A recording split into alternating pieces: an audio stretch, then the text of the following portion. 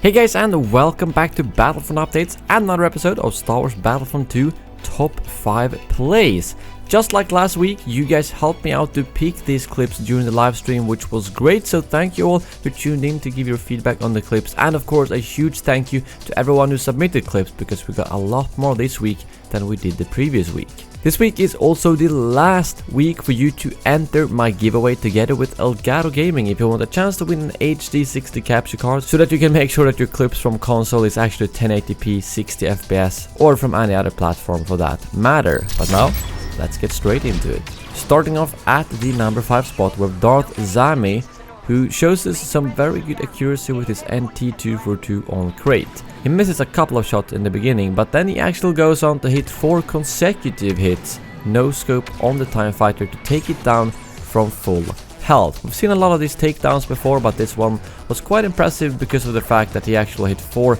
in a row without missing a single shot, except for the ones you saw in the beginning, of course. At the number 4 spot, we have Devsta23 with an absolutely amazing clip with Palpatine. And keep in mind that this clip is actually from May, so this is not the Palpatine that they removed from the game a few weeks ago,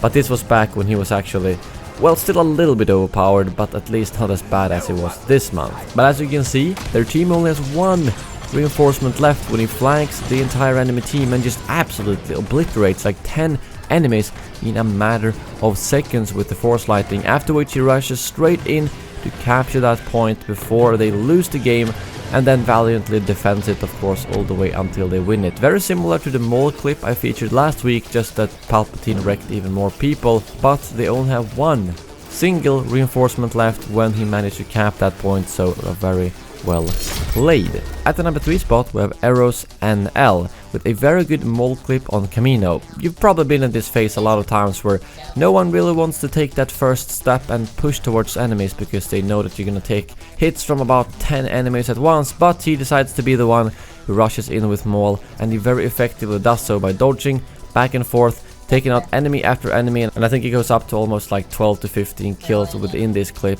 Everything from good dodges to good lightsaber throws and pounces allows him and his team to actually push on through the blockade and win the game. At the number 2 spot, we have Barrel Mule 99060 with a very good multi-kill with Yoda. It might not look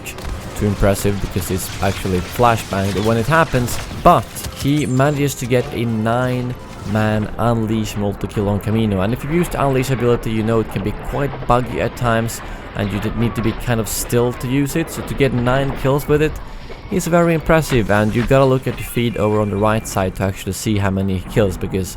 well, he is flashbanged, so you can't actually see the enemies die, but you have to trust the kill feed. A very satisfying clip for sure. And lastly, at the number 1 spot, we have X-Zack X Frost X with a very skilled clip with Han, because he's playing some heroes versus villains on Bespin, and he managed to take out 5 enemies in a row all by himself. And I think you need to pay attention to his aim here, because he hits a lot of headshots both on Iden and on Maul, where you can see that pretty much all the hits on them are basically headshots. Just pay attention to that yellow hit marker you see when he fires. A truly skillful clip that shows that Han can be very effective if you know how to use him properly, and especially at the end there, where you can see him fighting 1 versus 1 with Maul,